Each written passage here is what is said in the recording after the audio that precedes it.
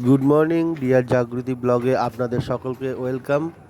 আশা করি আপনারা সকলেই ভালো আছেন। এই যে আমরা রিসর্টটা একটু ঘুরে দেখাচ্ছি আজকে, সুন্দরবন ট্যুরের দ্বিতীয় পর্ব। রিসর্টটা চারিদিকটা আমরা ঘুরে একটু দেখাবো। দেখুন খুবই সুন্দর রিসর্টটা, চারিদিক জল এবং গাছগাছালি ভরা। যারা প্রকৃতিপ্রেমী মানুষ তাদের অবশ্যই এই রিসর্টটা খুবই সুন্দর লাগবে।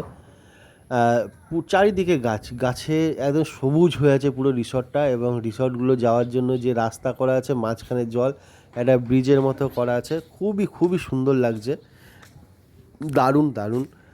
আমার তো ভীষণই ভালো লেগেছে। এইরকম রিসর্ট আগেও আমরা একবার থেকেছিলাম, যাই হোক মানে অন্য জায়গাতে।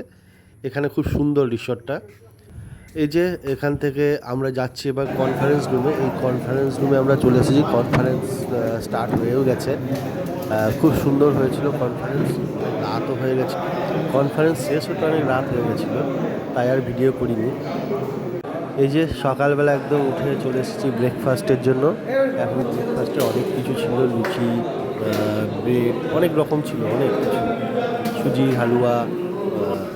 আর এই যে আমি যেটা বলেছিলাম আপনাদের সকালবেলা দেখাবো ঠাকুরটা, যেটা হোটেল রিসর্টে ঢুকতেই একটা মা তারার মূর্তি আছে, সেই মূর্তিটা কি সুন্দর তাই না? দেখুন খুবই সুন্দর মূর্তিটা। আর মাঝখানে, জলের মাঝখানে এই মন্দিরটা করা আছে। রিসর্টে ঢুকতেই জলের মাঝখানে মন্দির করা আছে, চারিদিকে জল, এবং এই যে মা তারার মূর্তি খুব সুন্দর। আমরা এখান থেকে বেরিয়ে যাচ্ছি সাইট সিনের জন্য। প্রথম গন্তব্যস্থল আছে আমাদের সজনেখালি। এই যে রিসর্ট আর গঙ্গা একদম পাশাপাশি, খুবই সুন্দর। মানে নেমেই, বোট থেকে নেমেই সঙ্গে সঙ্গে রিসর্টে আমরা প্রবেশ করতে পারি। আর কত জল দেখুন, মানে দিনে যখন আমরা নেমেছিলাম তখন কোথায় জল ছিল, আর এখন জল একদম হোটেলের যে বাঁধটা আছে ঠিক তার মুখের কাছাকাছি। এই যে আমরা পৌঁছে গেছি সজনেখালি। এখানে নামবো, এখানে একটু ঘুরে দেখবো কি কি আছে না আছে। এমনিতে তো বেশ সুন্দর লাগছে চারিদিকটা, মেঘলা ওয়েদার, চারিদিক সবুজে ভর্তি, আর জল একদম মানে মুখে মুখে জল। এতটা জল ছিল না কাল যখন আমরা এসেছিলাম, তখন এতটাও জল ছিল না। এখন মানে জল, প্রচুর জল, প্রচুর জল। এই সামনের বোর্ডটা আমাদেরই হোটেলের, রিসর্টে যারা আছেন আমাদের কোম্পানিরই সবাই আছে এখানে এই বোর্ডটাতে। আর আমাদের বোর্ডটা এসেই লাগছে একদম ঘাটের মধ্যে। এখান থেকে আমরা ভিতরে যাব, ভিতরে আবার পারমিশন করাতে হয়, তো সেগুলো আমাদের হয়ে আছে। এই যে সজনেখালি আমরা ঢুকেছি ভিতরে। বলা হচ্ছিল যে এখান থেকে নাকি ওয়াচ টাওয়ারে চেপে বাঘের দেখা মিললেও মিলতে পারে, কিন্তু আমাদের ভাগ্যে জোটেনি, আমরা বাঘের দেখা পাইনি। প্রথমত ওয়াচ টাওয়ারে ওঠাই যায়নি, অর্ধেক ওঠার পরে গেট বন্ধ ছিল, আর ওঠা যায়নি। ম্যাক্সিমাম মানুষ সবাই ঘুরে চলে আসছে ওখান থেকে। তবে এমনিতে আমাদের গাইড বললেন যে এখন নাকি সব দেখা পাওয়া যায় না, কারণ বর্ষাকালে বাঘের দেখা পাওয়া খুব ভাগ্যের ব্যাপার। তবে একটা কুমিরের দেখা মিলেছিল। এই যে সেই কুমির, চুপচাপ কুমিরবাবু শুয়ে আছেন। আমাদেরকে অনেকে বলছিল এটা আর্টিফিশিয়াল, যদিও এটা আর্টিফিশিয়াল না, সত্যি নড়াচড়া করছিল দু একবার, বেশ ভালো। ওই একটি কুমিরের দেখা মিলেছে, তাছাড়া কিচ্ছু মেলেনি।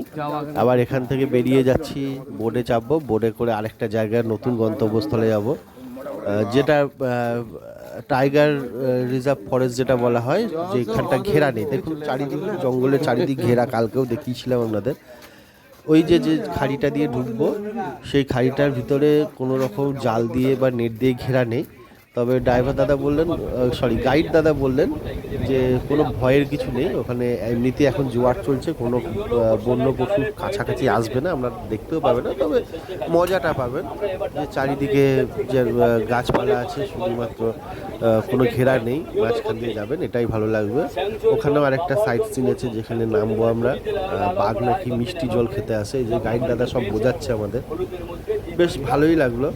আর উনি এটাও বোঝাচ্ছিলেন যে এটা সুন্দরবন কতটা বর্গ কিলোমিটার ধরে আছে, কতটা বাংলাদেশে আছে, কতটা ইন্ডিয়াতে আছে, ইন্ডিয়া কত দূর, এখান থেকে বাংলাদেশ কত দূর ইন্ডিয়া থেকে, এই সব কিছু বোঝাচ্ছিলেন।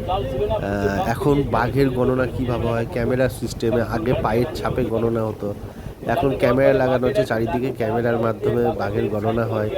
এসব উনি অনেক কিছু বোঝালেন, বেশ ভালো লাগলো, অনেক কিছু জানা গেল এখানকার ব্যাপারে।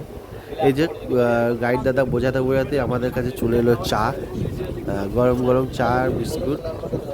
এই যে আমরা যে ফরেস্টার মাঝখান দিয়ে যাচ্ছি, কোনো রকম ঘেরা নেই। এই যে সামনেই এইখানে নামবো আমরা, এখানে একটা ওয়াচ টাওয়ার আছে, এখানে নাকি একটা পুকুর আছে, যে পুকুরটাতে বাঘ জল খেতে আসে। তবে এখন সেটাও বলে দিলেন যে এখন তোমরা কিছু পাবে না, কারণ এই টাইমে বর্ষার সময়, সরি, জোয়ারের টাইমে সব বাঘটা মানে পশুরা সবাই উপরের দিকে, যেদিকে জল নেই আরও একটু উঁচু দিকে যায়। এই যে এই ওয়াচ টাওয়ারটা, আমরা সবাই যাচ্ছি সেখানে, যদি কোনো রকম মেলেনি। এই যে এই পুকুরটা নাকি মিঠা জল, এই জল খেতে আসে এখানে বাঘ, এটাই গাইড দাদা আমাদেরকে বললেন। তো বাঘ তো দেখা মেলেনি, তবে একটা মিলেছে আমাদের কাছে গোসাপের। এই যে এখানে একটা কিছু খাচ্ছিল যেন ওখানে বসে বসে, ওটাই একটা দেখে আমরা ওখান থেকে বেরিয়ে আসি। বেরিয়ে এসে এখানে বাঘ দেবী দেবতা বা বনদেবী, বনবিবি, ওনার দর্শন করলাম। ওইখানটাতে একটা ঠাকুরের মূর্তি ছিল আর কি। এখানে দর্শন করে আমরা বোটে উঠেই সঙ্গে সঙ্গে পেয়ে যাই গরম গরম ফিশ ফ্রাই খেতে খেতে হোটেলে পৌঁছে যাই, কারণ আমাদের আর কোথাও যাওয়ার ছিল না। এরপরে আমরা ফ্রেশ হয়ে সঙ্গে সঙ্গে লাঞ্চ রুমে চলে আসি, কারণ আমাদের খুব তাড়াতাড়ি বেরোতে হবে, কারণ আমাদের এরপরে আবার ট্রেন আছে। ট্রেনে চেপে আমরা বেরিয়ে চলে আসব আবার আমাদের গন্তব্য বোলপুর। এখন আজকে লাঞ্চে অনেক কিছু ছিল, ইলিশ মাছ, চিকেন, অনেক কিছু, প্রচুর খাবার দাবার হয়েছে। এই যে সবাই খাবার নিচ্ছে এরকমভাবেই বুফে সিস্টেমে, যে যার মতো খাবার নিয়ে নিতে পারে। আমরা হোটেল ছেড়ে বেরিয়ে গেছি রাস্তায়, এখন জলপথে।